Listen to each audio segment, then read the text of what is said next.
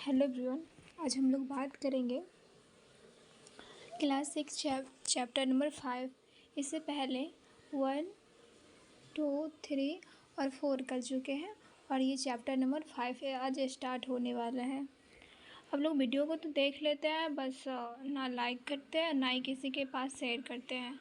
Subscribe तो बिल्कुल नहीं करते हैं। क्यों ऐसा कर रहे हैं?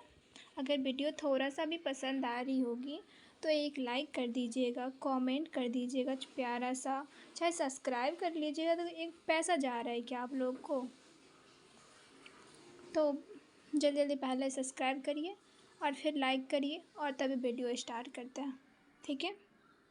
आई होप कि आप लोगों ने कर दिया होगा। ओके, चलिए शुरू करते हैं। आज चैप्टर नंबर 5वां का है पृथ्वी के प्रमुख परिमंडल।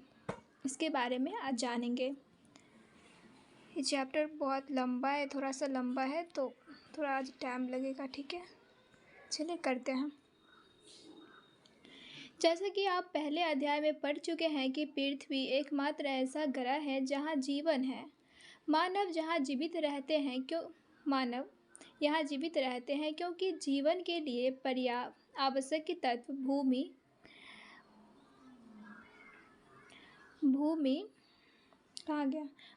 जल तथा हवा पृथ्वी पर मौजूद है।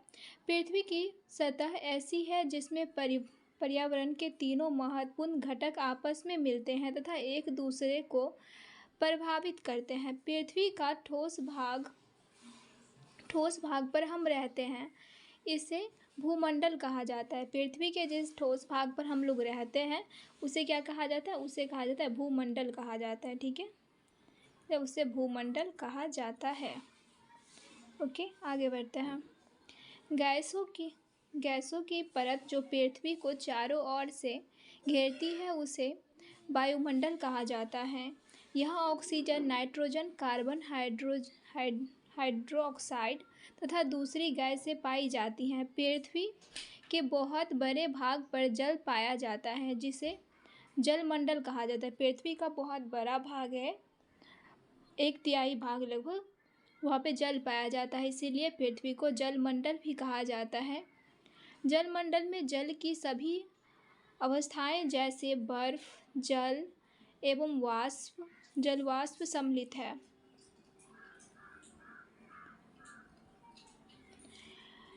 जीवमंडल एक सीमित क्षेत्र है जहाँ स्थल, जल एवं हवा एक साथ मिलते हैं, जहाँ सभी प्रकार के जीवन पाए जाते हैं। जीवमंडल में सभी प्रकार के जीवन पाया जाता है। आगे भूमंडल पृथ्वी के ठोस भाग को भूमंडल कहा जाता है। पृथ्वी का ठोस भाग जो है जहाँ पे हम लोग रहते हैं उसे भूमंडल कहा जाता है। यह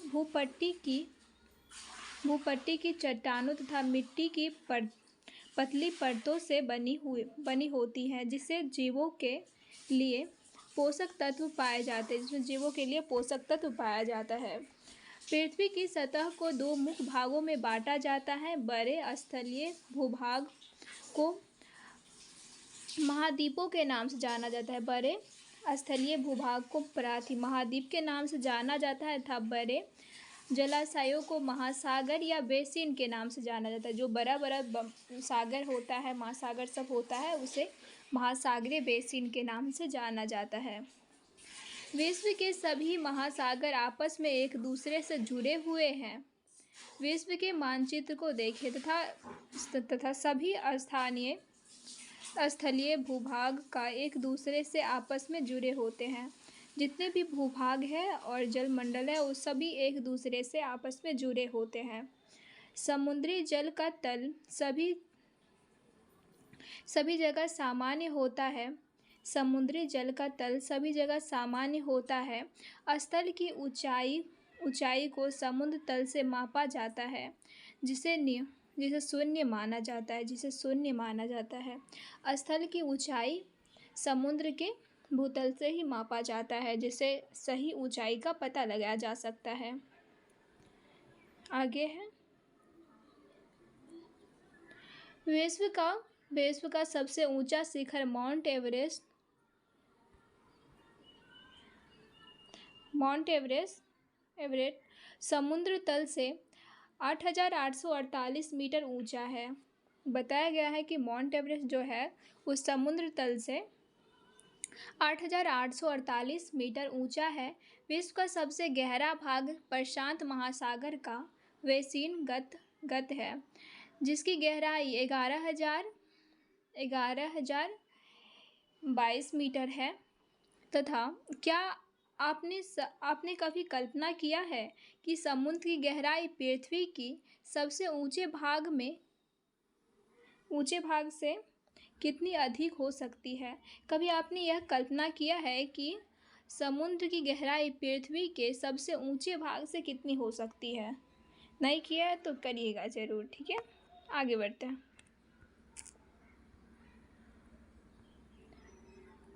पढ़ेंगे महाद्वीप को पढ़ना स्टार्ट करते हैं, ठीक है। महाद्वीप। पृथ्वी पर 7 प्रमुख महाद्वीप है। यह विस्तृत जल राशि के द्वारा एक दूसरे से अलग हैं। ये महाद्वीप है एशिया, यूरोप, अफ्रीका, उत्तर अमेरिका, दक्षिण अमेरिका, ऑस्ट्रेलिया, अंटार्कटिका है। जो चित्र 5.1 में दिखाया गया है, हमने चित्र को इस वीडियो में शामिल नहीं किया है, अगले बार से वो चित्र को भी शामिल कर लिया जाएगा, ठीक है। दिखाया गया है स्थल का बहुत बड़ा भाग उत्तरी गोलार्ध में पाया जाता है। स्थल खंड का जो बहुत बड़ा भाग है वो उत्तरी गोलार्ध में ही पाया जाता है। एशिया विश्व का सबसे बड़ा महाद्वीप है। आप लोग जानते होंगे एशिया सबसे बड़ा महाद्वीप है। यह पृथ्वी की कुल क्षेत्रफल का 1/3 भाग में फैला हुआ है। यह महाद्वीप पूर्वी गोलार्ध में स्थित है। कर्क रेखा इस महाद्वीप से होकर गुजरती है। कर्क रेखा एशिया महाद्वीप से होकर गुजरती है, ठीक है।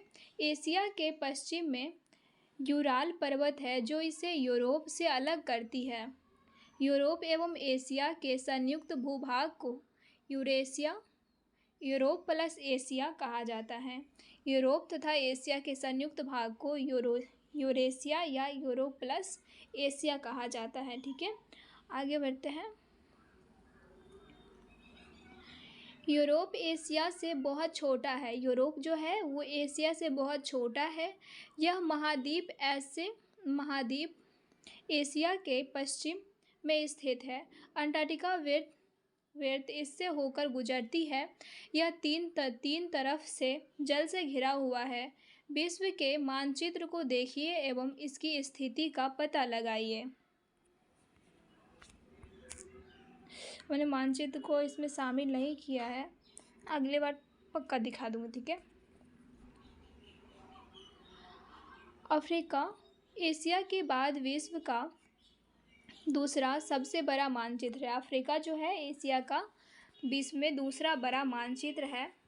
विषुववृत्त या 0 डिग्री अक्षांश इस महाद्वीप के लगभग मध्य भाग से होकर गुजरती है। अफ्रीका का बहुत बड़ा भाग उत्तरी गोलार्ध में स्थित है। अब यहाँ आप पाएंगे कि यह एक ऐसा महाद्वीप है जिससे होकर कर्क रेखा, विषुववृत्त तथा मकर रेखा तीनों रेखाएं गुजरती हैं। सहारा का रेगिस्तान विश्व का सबसे बड़ा गर्म रेगिस्तान है जो कि अफ्रीका में स्थित है। यह महाद्वीप चारों तरफ से समुद्र एवं महासागर से घिरा है।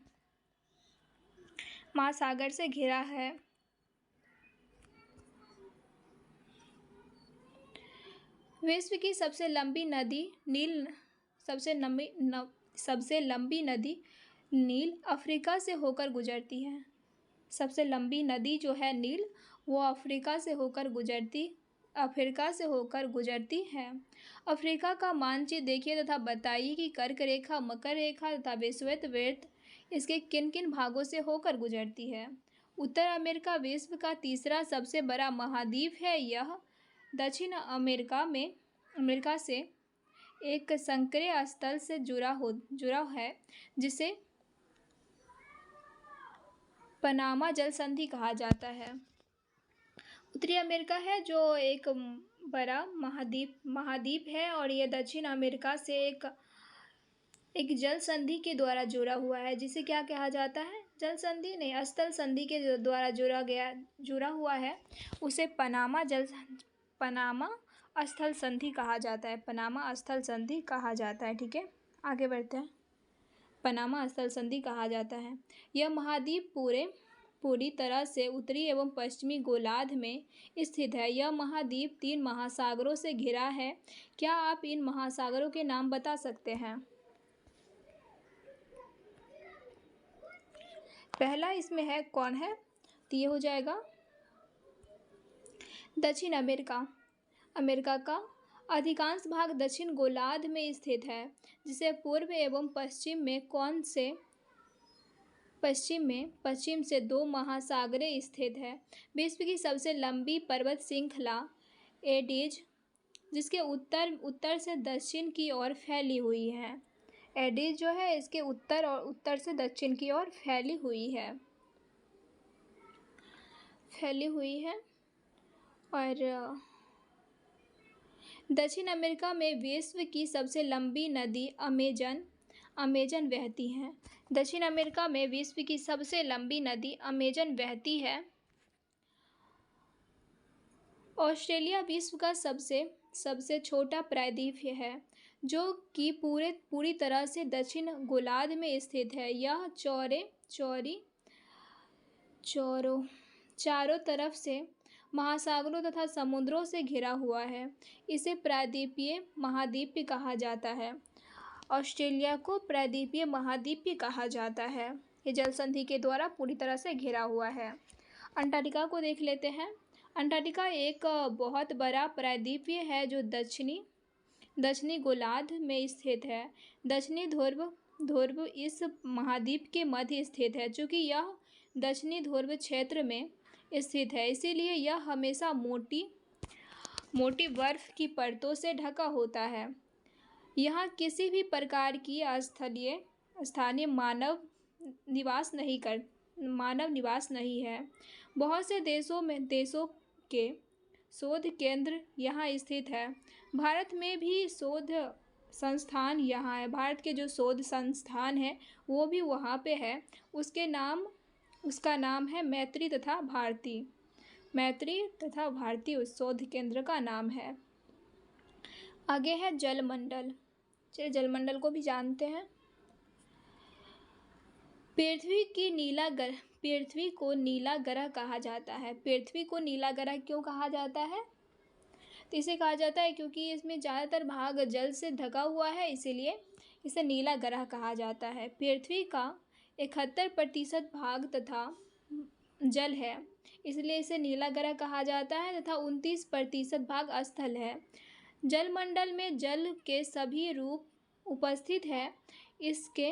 इससे महासागर एवं नदियाँ, झील हिम नदियाँ, भूमिगत जल तथा वायुमंडल की जलवाष्प सभी सम्मिलित है।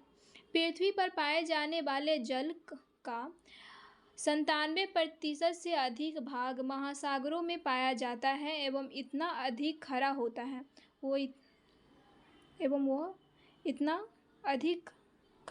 है कि महासागर का जो जल होता है वो मतलब पीने योग्य जल है।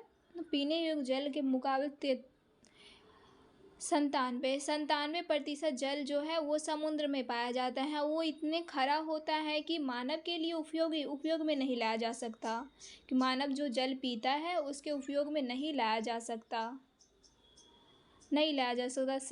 शेष जल का बहुत बड़ा भाग बर्फ के परतों तथा हिम नदियों तथा भूमिगत जल के रूप में पाया जाता है। शेष जो 3% जल है वह जल बर्फ की परतों, हिम नदियाँ तथा भूमिगत जल के रूप में विद्यमान है, पाया जाता है। जल का बहुत कम भाग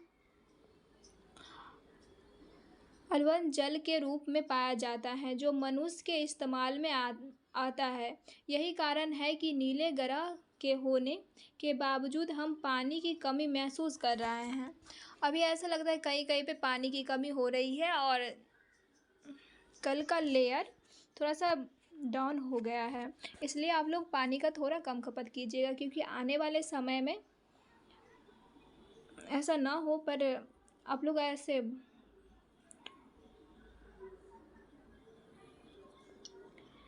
महासागर, चलिए महासागर को जान लेते हैं।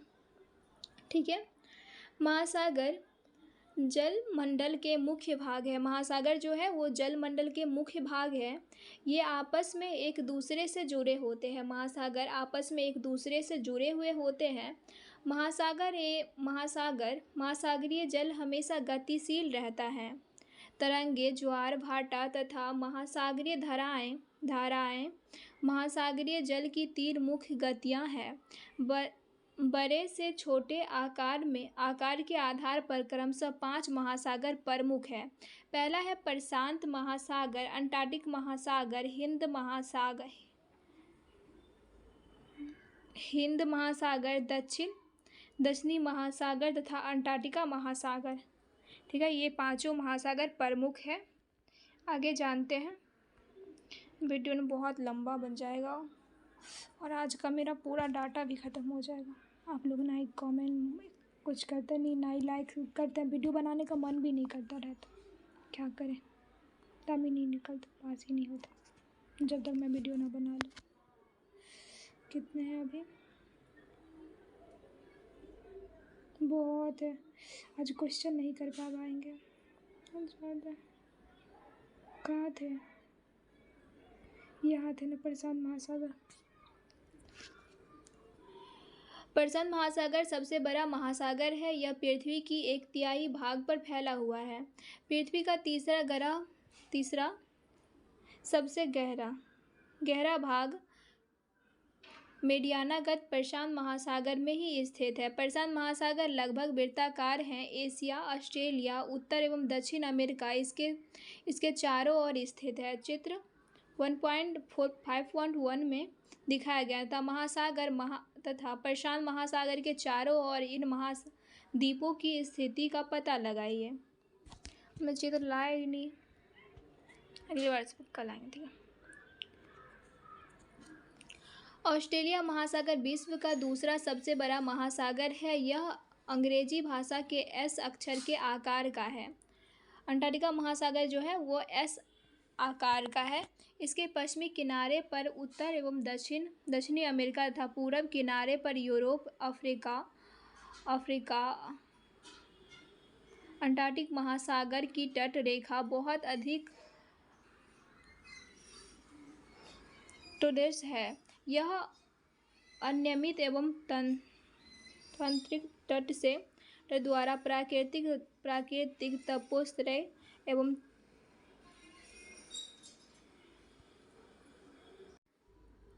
पतनों के लिए आवश्यक स्थिति है। व्यापार की दृष्टि से यह सबसे व्यस्त महासागर है। हिंद महासागर ही एक ऐसा महासागर है जिसका नाम किसी देश के नाम पर रखा गया है, यानी भारत के नाम पर रखा गया है।